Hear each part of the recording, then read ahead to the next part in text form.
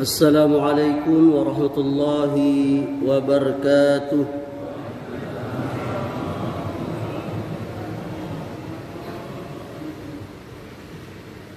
Alhamdulillah alladzi arsala rasulahu bil huda wa dinil haqq liyuzhirahu 'ala ad-din kullih wa kafaa billahi shahida. Ashhadu an la ilaha illallah wahdahu la syarika lah wa ashhadu anna Muhammadan abduhu wa rasuluh sallallahu alaihi wa ala alihi wasallam. Ayahanda dan ibunda serta saudara dan saudariku dan para pemirsa, pengurus dan jamaah Masjid Baitur Rahman Timur Indah yang saya cintai dan saya muliakan. Ibadah zikir adalah merupakan salah satu ibadah yang utama yang memiliki keutamaan di sisi Allah Subhanahu wa taala. Ibadah zikrullah memiliki pahala yang besar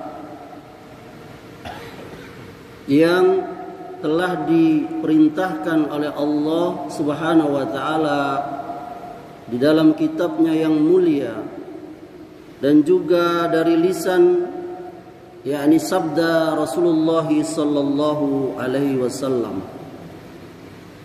Oleh karenanya sepatutnya kita kaum muslimin menggemari ibadah ini yang dia merupakan satu jalan yang dapat mendekatkan diri kita kepada Allah. Oleh karenanya kita harus mengetahui apa adab-adab di dalam berzikir itu. Para ulama telah menjelaskan hal ini. Yang pertama harus ikhlas. Wa ma umiru illa liya'budullaha mukhlishina lahuddin. Allah memerintahkan kita agar di dalam beribadah, di dalam beragama itu ikhlas.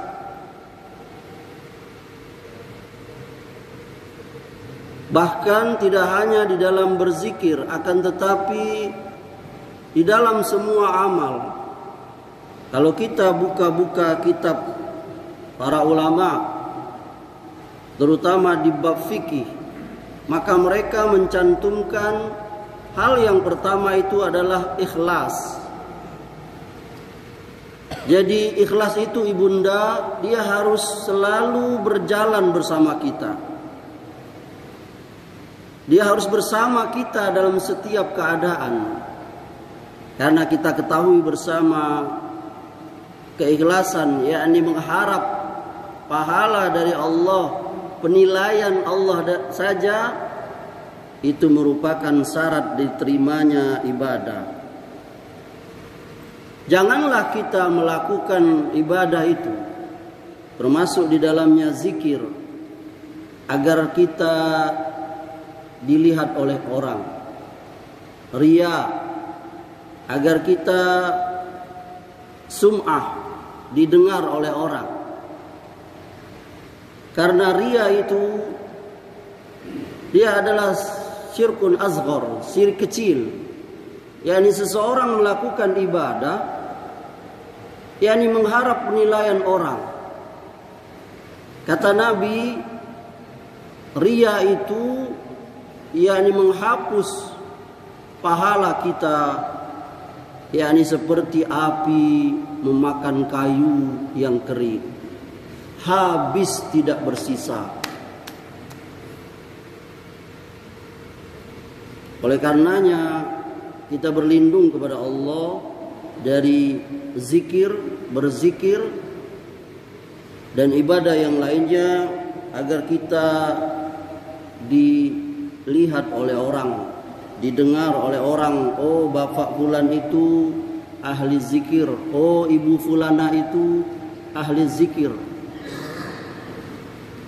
Kemudian kita memperbanyak zikir itu dalam setiap keadaan.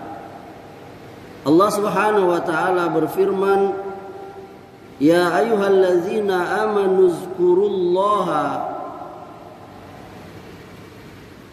zikran katsira wasabbithu bukratan wa asila." Wahai orang yang beriman, berzikirlah, ingatlah kamu kepada Allah dengan sebanyak-banyaknya, dan bertasbihlah kepadanya pada waktu pagi dan petang. Surah Al-Ahzab ayat 41 sampai 42. Demikianlah kita ketahui, yakni Nabi SAW telah mencontohkan bahwa beliau itu ayahanda SAW selalu berzikir dalam setiap keadaan.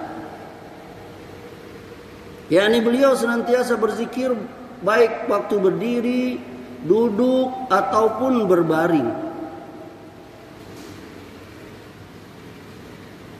Sampai-sampai dikatakan para ulama beliau berzikir itu kecuali hanya saat di kamar mandi, di WC. Selain itu beliau selalu berzikir kepada Allah.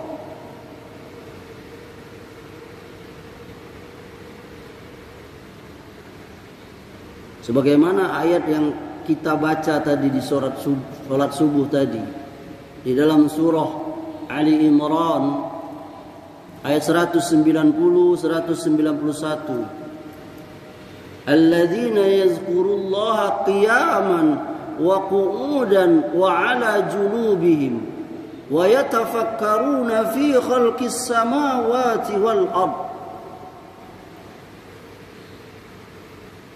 Yaitu orang-orang yang mengingat Allah waktu berdiri, waktu duduk, waktu berbaring. Berarti dia ingat terus orang ini. Ulil albab, inna fi khalqis samawati wal ardi wa ikhtilafil laili wan nahari la ayatil li ulil albab. Sesungguhnya dalam penciptaan langit dan bumi, bergantinya siang dan malam, itu terdapat tanda-tanda kekuasaan Allah, yakni bagi orang ulil albab. Ulil albab, yakni orang bisa melihat secara lebih dalam. Bab, seperti mikroskop itu. Siapa mereka? Alladzina yazkurullaha qiyaman wa qu'udan wa 'ala junubihim. Orang mengingat Allah, berzikir kepada Allah saat berdiri, duduk, berbaring. Wa yatafakkaruna fi khalqis samawati wal ard. Lalu mereka tafakkur, yakni mereka memikirkan ciptaan Allah ini, ayahanda. yakni mereka melihat, ulil albab itu melihat langit yang tiada bertiang ini. Bahkan mereka melihat, yakni apa yang ada kondisi pada diri mereka itu. Wa fil ardi ayatul lil mukinin wa fi anfusikum afala tubsirun. Pada alam ini terlihat tanda-tanda kebesaran Allah, dan pada dirimu sendiri terlihat kebesaran Allah. Ayahanda, ketika ibunda sedang tidur, ayahanda melihat ibunda. Lalu ayahanda berkata, "Ya Allah, istriku ini 20-30 tahun yang lalu dia cantik sekali menurutku." Betul ayahanda? Ayahanda tidur ya ayahanda. Pernah ada ayahanda memandangi istri ayahanda, memandangi ibunda itu ketika ibunda sedang tidur? Pernah enggak? Saya sering. Lalu kita melihat, ya Allah, 20 tahun yang lalu, 30 tahun, ada yang mungkin 40 di masjid ini, ada yang 50 tahun yang lalu, aku melamar dia, aku mau dia menjadi istriku. Ini cantik sekali dia. Wajahnya masih masih kencang, masih tapi sekarang ya subhanallah, wajahnya sudah muncul keriput. Dia kalau ngomong seolah bersiul karena giginya. Ya begitulah.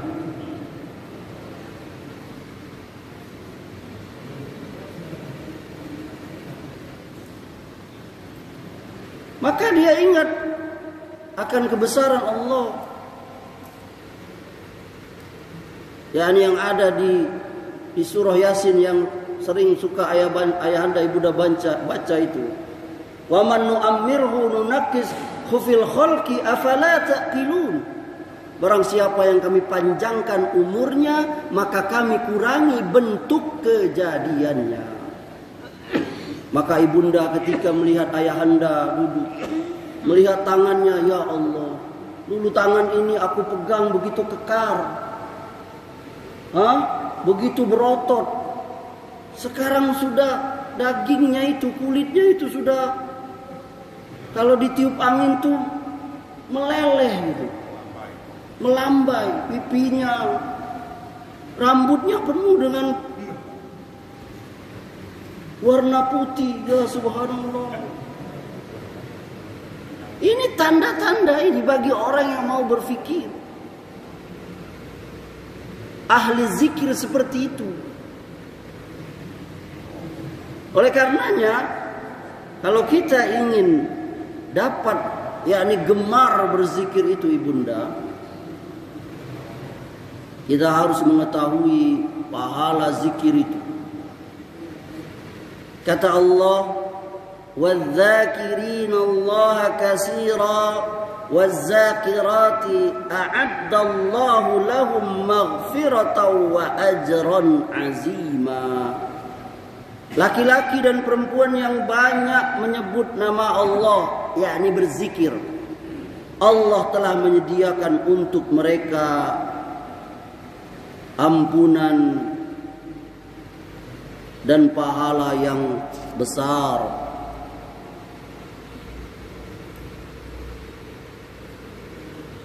Yakni manfaat daripada zikir itu adalah salah satunya seseorang itu mendapatkan ampunan dan pahala yang besar. Nanti ibunda silahkan dilihat di surah Al-Ahzab surah 33 ayatnya ayat 35.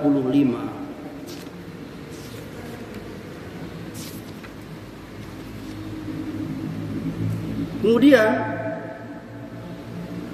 yakni kita yang berzikir itu, ayahanda ibunda, yakni kita menggabungkan zikir itu hati,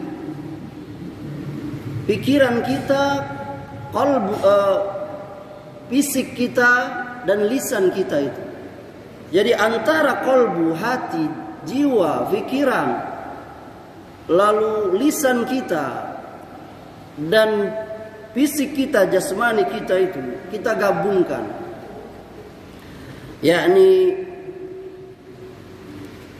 hati kita itu, pikiran kita itu menghadirkan merasa muraqabah bersama Allah,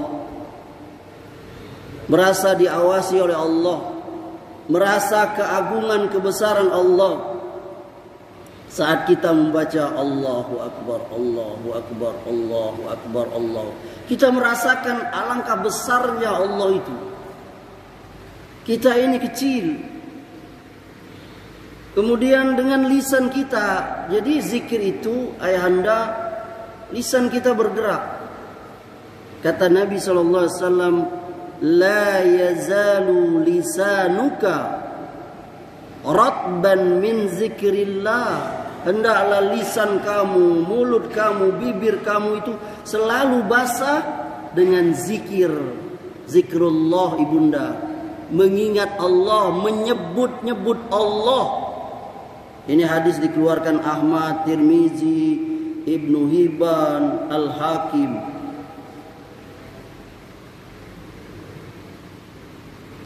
Oleh karenanya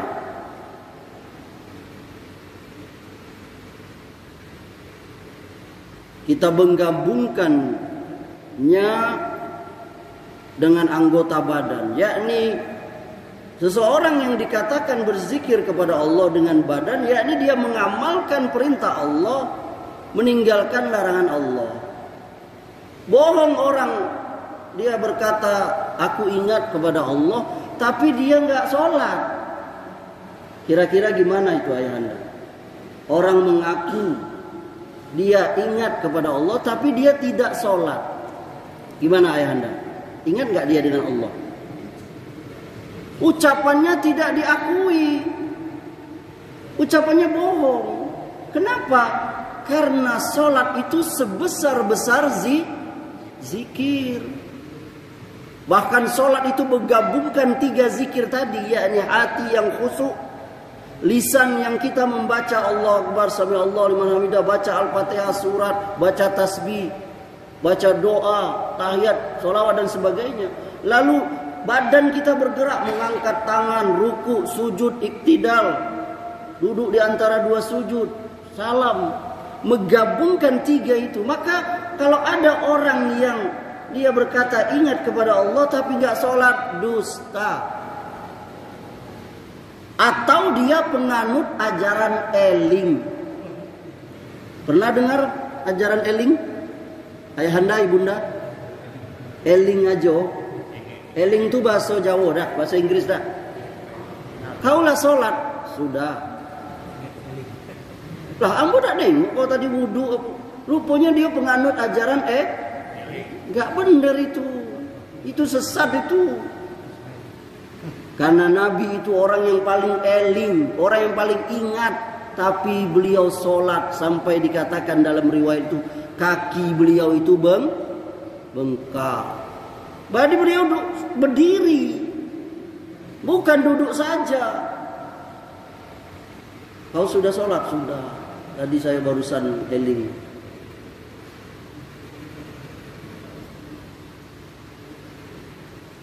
Nah, berkumpul ini, kalau kita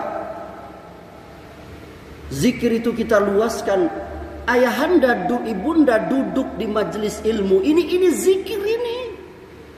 Sebesar-besar zikir.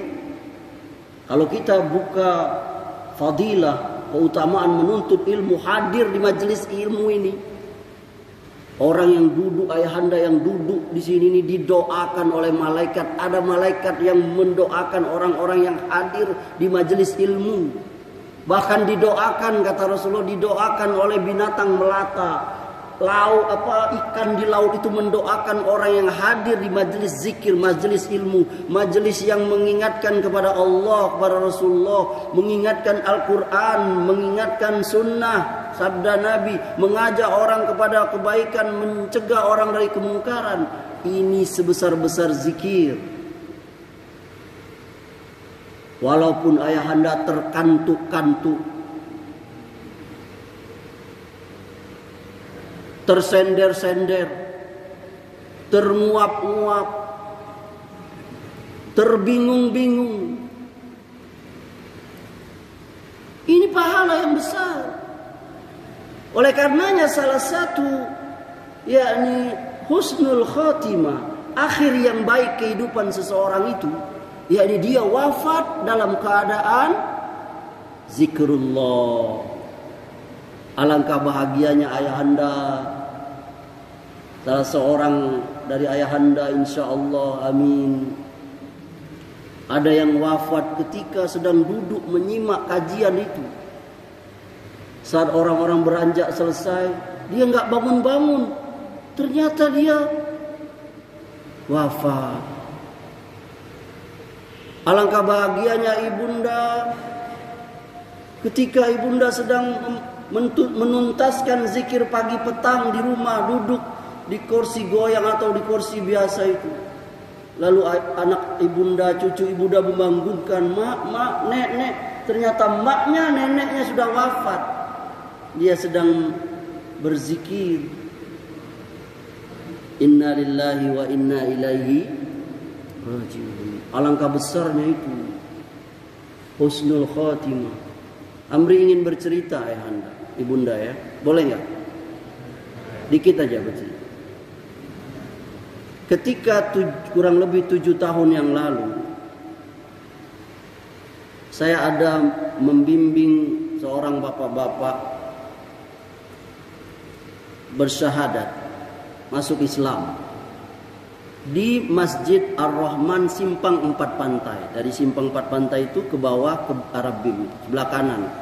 Sebelum Pindang 77, sebelum rumah ibu mantan wakil wali kota itu. Namanya Pak Kopeng. Dia orang Cina tulen.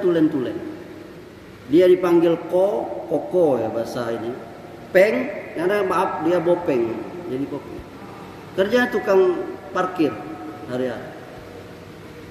Ketika saya 7 tahun lalu selesai sholat tarawih, lalu jamaah dan pengurus ini, Ustadz, ya itu ada bapak itu mau masuk Islam. Oh panggil saya. Langsung saya bimbing dia. Asyhadu alla ilaha illallah wa asyhadu anna Muhammadan Rasulullah. Islam. Langsung saya ajari cara wudu, sholat. Sholat dia Pak, mulai ini. Terus kebetulan di situ ada tetangga masjid itu namanya Pak Hendra, dia mantri. Pak Hendra tolong besok disunat. Pak Kopeng sunat ya besok. Iya. Bapak namanya Amri ganti nggak apa-apa ya, jadi Pak Muhammad. Iya. Dan saya di Masjid Ar-Rahman itu jadwal saya rutin setiap Jumat ketiga khutbah Jumat. Dari sejak 7 tahun yang lalu, sekeluar saya sholat Jumat, bapak itu Pak Kopeng, Pak Muhammad itu dia berdiri di luar menunggu saya. Dia selalu minta doa sama saya. Nah Amri doakan bapak. Karena usia dia waktu itu 65 tahun. Kalau sekarang sudah 8 tahun ya. 8-7 tahun ya. Tahun 7 atau 8 tahun yang lalu. Berarti itu sudah 75 tahun. Doakan saya kata. Oh iya Pak, semoga Allah berkahi bapak selalu, menjaga bapak selalu.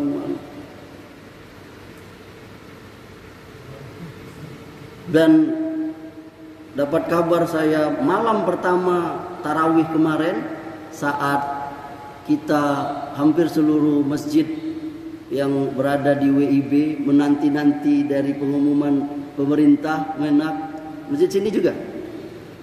Ini mulai enggak? Dan dia sholat di situ, sholat Isya berjamaah Bapak Kopeng, Pak Muhammad ikut sholat tarawih juga. Jadi dia itu selama 7 tahun dia Muslim, dia selalu kata jamaah, pengakuan dari jamaah, saksi pada jamaah, pengurus masjid, tak pernah tinggal sholat 5 waktu di masjid itu. Dan dia itu seorang diri, tidak ada keluarga di Bengkulu ini, karena dia belum menikah ibunda. Karena semua keluarganya masih berada di dalam kekufuran, berada di agama sebelumnya, yakni Konghucu. Dan malam itu, malam pertama Ramadan kemarin, dia pergi ke warung di seberang jalan itu. Sempat dia balik, ketinggalan itu payungnya. Ketika dia balik lagi ke sini, dia ditabrak motor. Dan dia wafat. Innalillahi wa inna ilaihi raji'un. Dan semua kami memuji dia. Bukankah Allah berfirman, wala tamutunna illa wa antum muslimun. Janganlah kamu mati melainkan kamu dalam keadaan muslim. 65 tahun dia dalam keadaan kufur. 8 tahun, 7 tahun dia muslim. Bukankah kita tahu orang yang dulu kufur lalu masuk Islam, Allah hapus semua dosa-dosanya itu seperti itu. Kita ini nggak ada jaminan wafat dalam keadaan Islam, ibunda, nggak ada. Kita hanya berdoa, ya muqallibal qulub, sabbit qalbi ala dinik. Wahai yang bolak-balik, balikkan hati, tetapkan hati kami dalam keadaan agama ini. Kata-kata Nabi, ada orang yang paginya beriman, sorenya kufur. Ada orang yang sorenya beriman, paginya kufur. Hidayah itu enggak. Bukankah Kan'an itu enggak dapat hidayah padahal dia anak ulul azmi Nuh.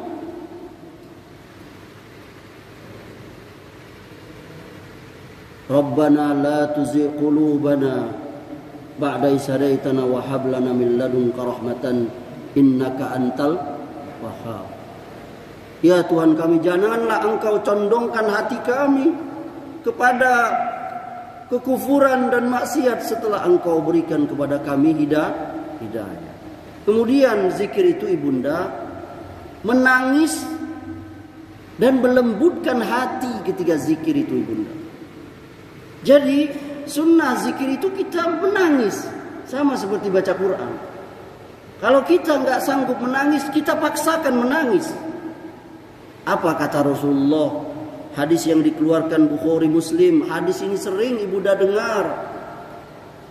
Sab'atun yuzilluhumullahu fi zillihi. 7 golongan yang akan mendapatkan naungan pada hari tidak ada naungan melainkan naungan Allah.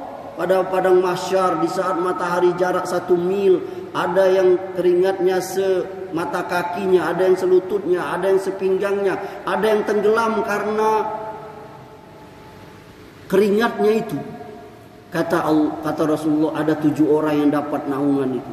Salah satunya adalah wa rajulun zakarallaha khaliyan fafadat ainahu. Dan salah satu di antara 7 orang itu, yakni orang yang berzikir kepada Allah dengan menyendiri sendiri, lalu keluar air matanya itu menetes. Subhanallah. Alangkah bahagianya ibunda di saat ayahanda sedang tertidur, ibunda duduk berzikir kepada Allah, memohon ampunan kepada Allah di akhir waktu ijabah sepertiga malam yang akhir.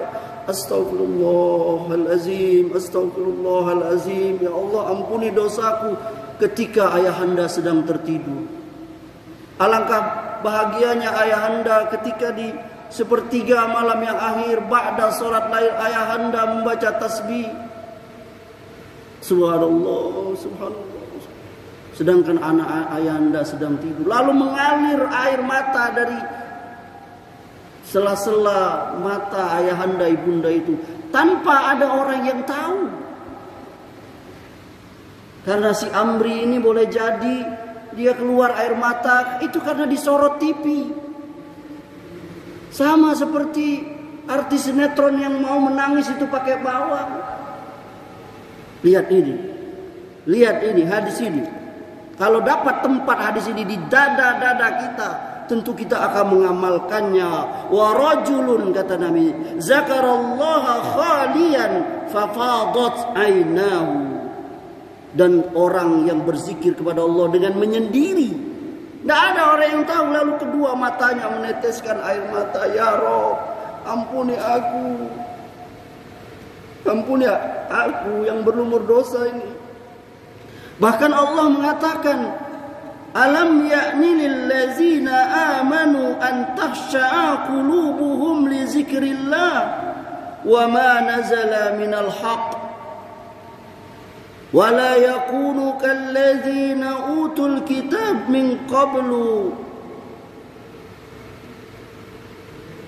fazala alaihimul amadu faqsat qulubuhum wa katsirum minhum fasiqun. Belum tibakah, belum datangkah waktunya, belum terbukakah hati mereka itu, orang beriman itu, untuk khusyuk dia berzikir kepada Allah.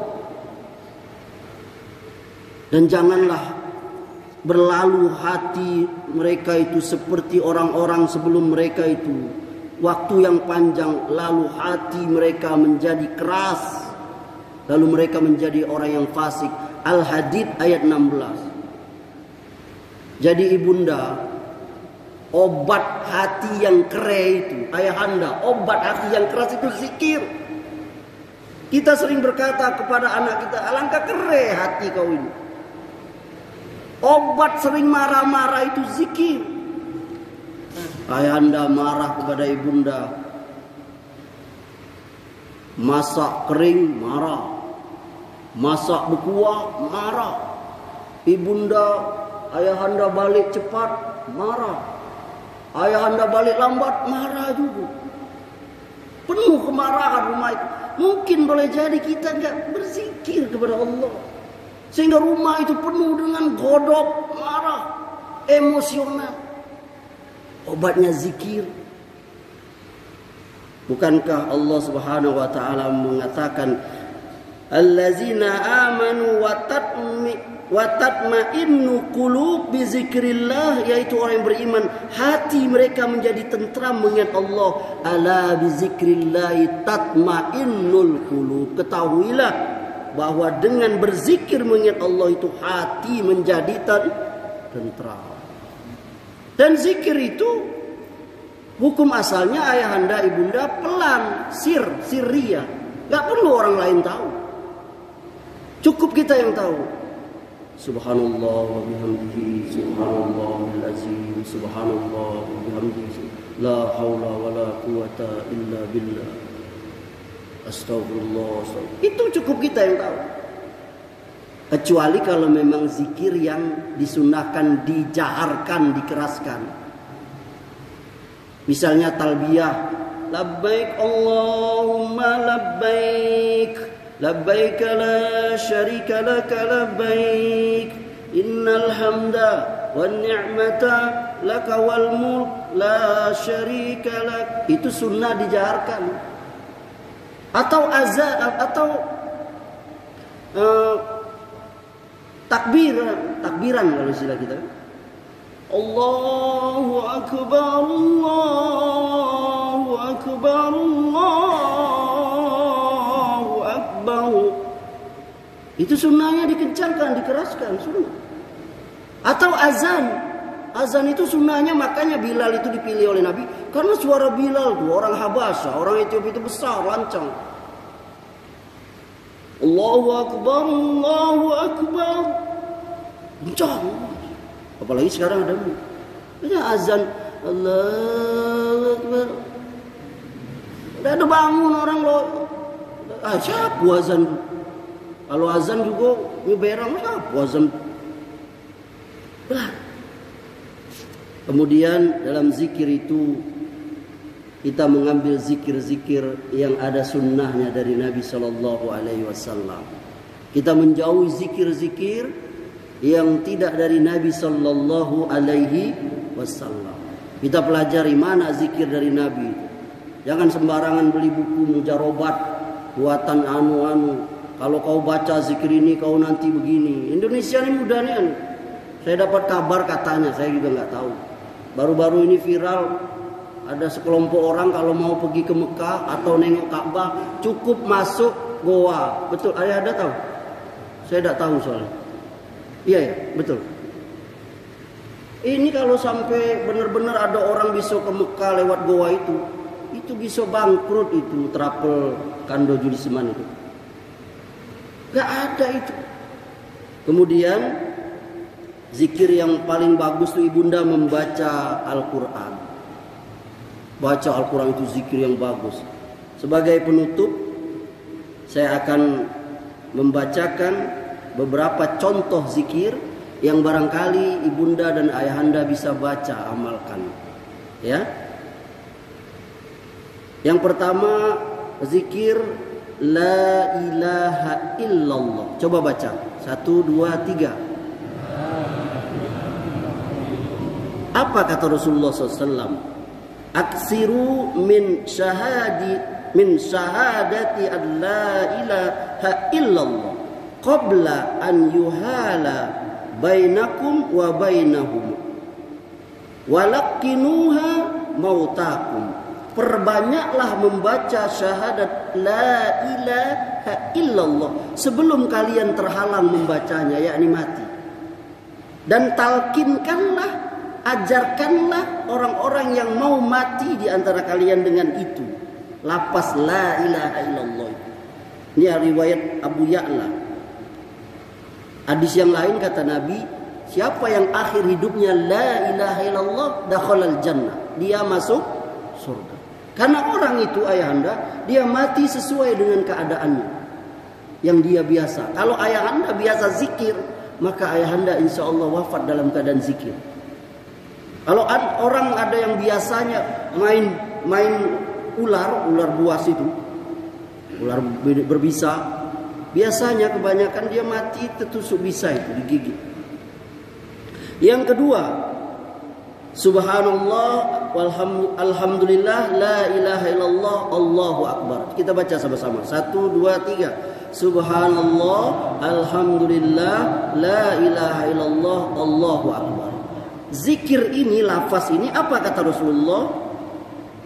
La an aqula subhanallah walhamdulillah wa la ilaha illallah wallahu akbar ahabbu ilayya mimma tala'at alaihi syamsu.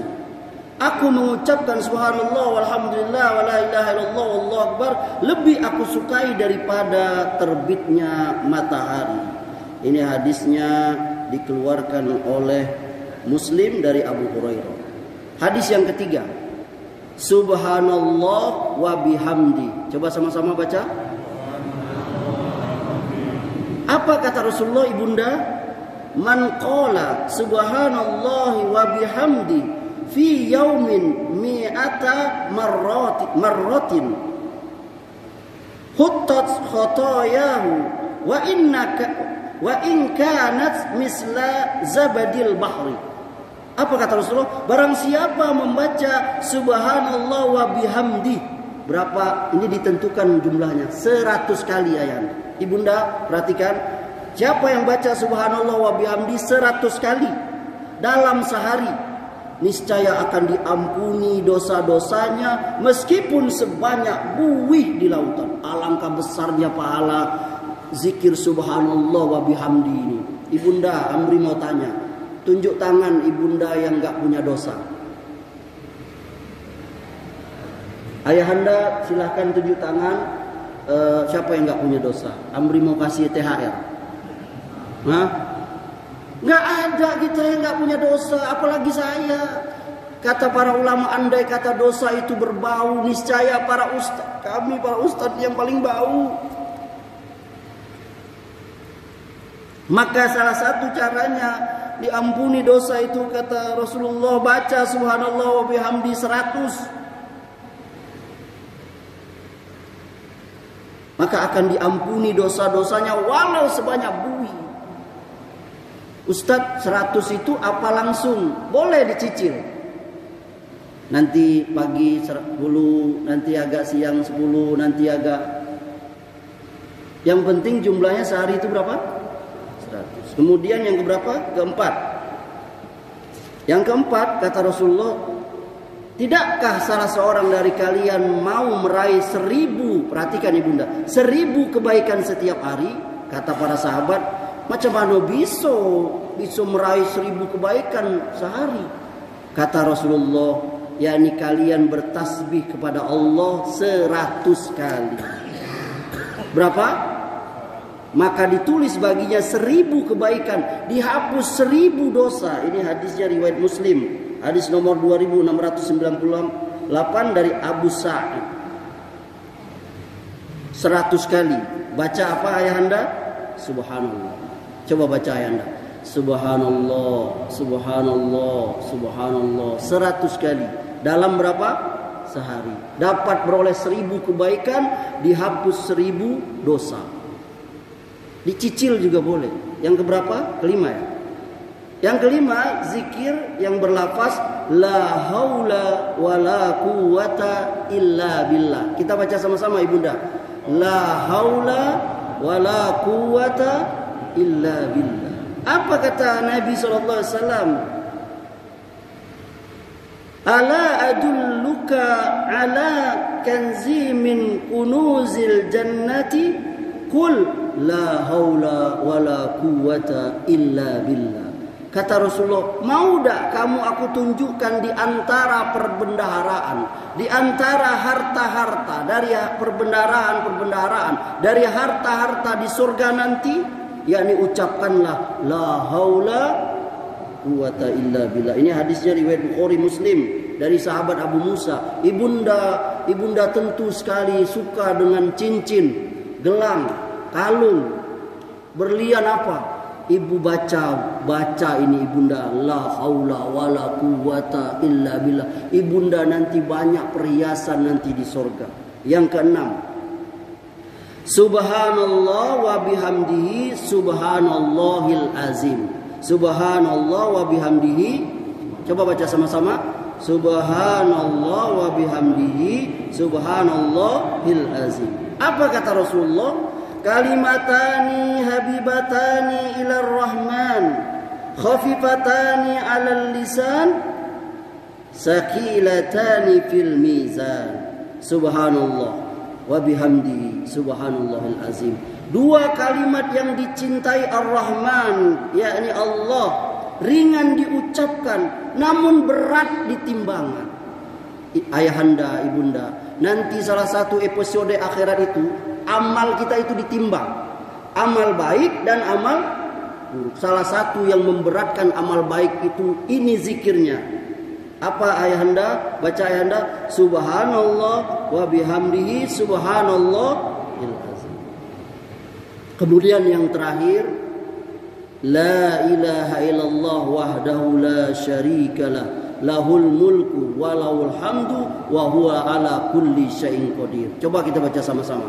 La ilaha illallah wahdahu la syarikalah, lahul mulku wa lahul hamdu wa huwa ala kulli syai'in qadir. Kata Nabi, barang siapa yang mengucapkan ini, tiada ilah yang berhak disembah selain Allah, tiada sekutu baginya, miliknya segala kerajaan dan segala pujian, dia yang maha berkuasa atas segala sesuatu. Arti zikir tadi ya, apa yang dia dapat? Dia baca 100 kali, niscaya dia dapat pahala seperti memerdekakan 10 orang budak. Pertama. Yang kedua, ditulis baginya 100 kebaikan. Yang ketiga, dihapus darinya 100 kesalahan. Dan yang terakhir, dilindungi dia dari setan dari pagi sampai sore. Ini yang Amri sebutkan ini bukan batasan, masih banyak lapas-lapas zikir yang lain. Silahkan dipilih, silahkan kita amalkan. Semoga Allah Subhanahu wa taala memberikan ganjaran yang besar dari kita berzikir itu. Dan saya berdoa semoga kita semua ini, saya dan ayahanda semua, Allah golongkan termasuk kepada orang-orang yang banyak berzikir kepada Allah, dan kita diwafatkan oleh Allah dalam keadaan berzikir. Amin ya rabbal alamin. Cukup ya. Subhanakallahumma wa bihamdika asyhadu an la ilaha illa anta astaghfiruka wa atubu ilaik. Wabillahi taufiq wal hidayah. Assalamualaikum warahmatullahi wabarakatuh.